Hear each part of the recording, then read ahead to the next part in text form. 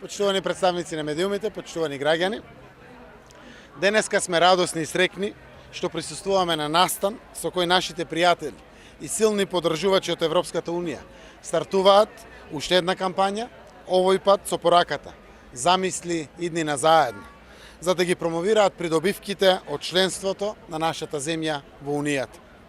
Ова не е прва кампања, ова не е ниту последна кампања, ова е само една од низата кампањи со кои нашите европски пријатели и партнери не подсетуваат дека имаме заедничка сегашност која градиме веќе 2 децении на патот до нашето полноправно членство во Унијата. Република Македонија го направи изборот. Избра иднина, наместо неизвестност и безсмислена изолација. За прв пат во својата историја Република Македонија седна на маса како рамноправен партнер со медијаторство на Обединетите нации за да ја разговара, да ја преговара и да одлучи за својата иднина. Тоа досега никогаш не се случувало. За нејзината иднина се одлучувало без нејзино, односно наше присуство. Ние рековме не. За нас, за нашата иднина, ќе разговарате со нас. Тоа го прават само потврдени, докажани, државотворни народи и политички елити. И светот го препозна тоа. Ни даде признание. Не препознаа како рамноправен партнер, како фактор во регионот, во Европа и во светот. Наспроти заканите, покажавме храброст, достоинство и политички став. Признанијата дојдоа и како датум за преговори со Европската Унија и како покана за завршниот процес за пристапување кон полноправно членство во НАТО.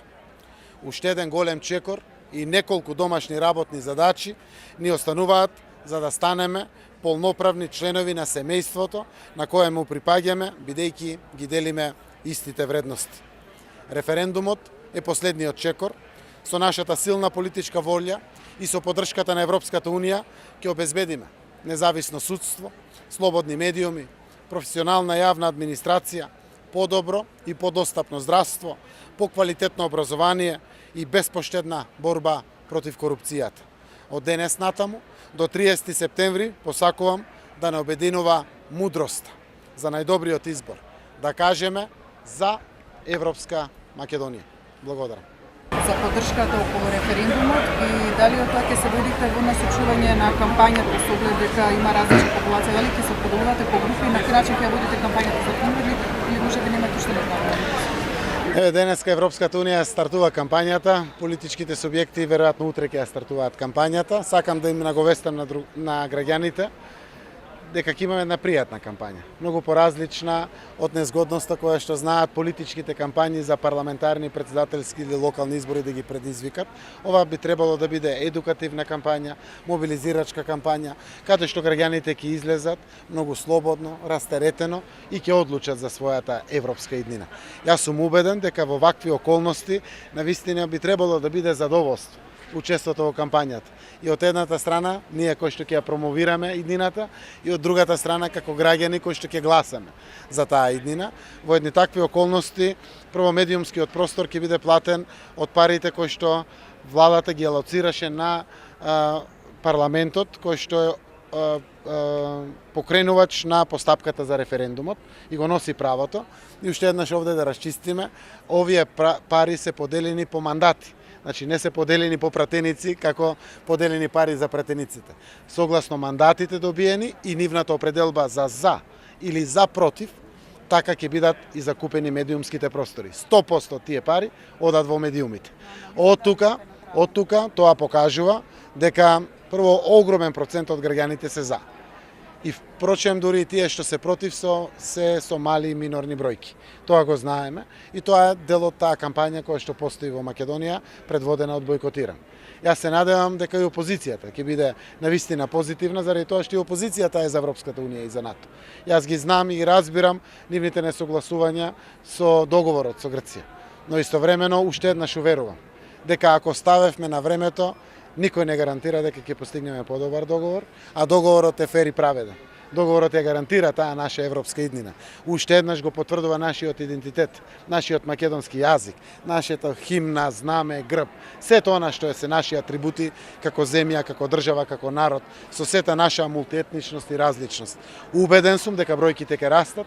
Јас Мојата амбиција не е да постигнам резултат каде што повеќе од граѓаните ќе бидат за. Тоа е веќе постигнато. Тоа е јасно во Македонија.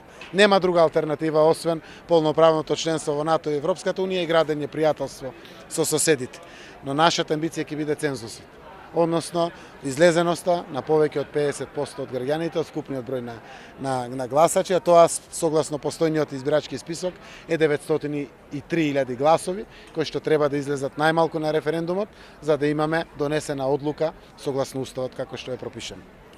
Господине Заев, зашто доцнува именувањето на директорот на ОТА? Јас мислам дека политичките представници во парламентот и на власт и на опозиција имат решенија или решенија. Едно или две. Не ги ни познавам луѓето за кои што разговарат, ниту имам амбиција да ги знам.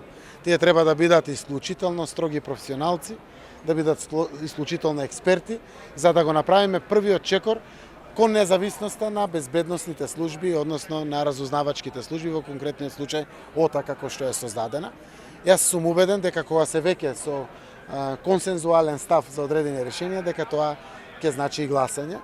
Веројатно опозицијата, како што ме информираа, ова прашање го поврзува со некои од другите органи и тела на државата кои што парламентот ги бира.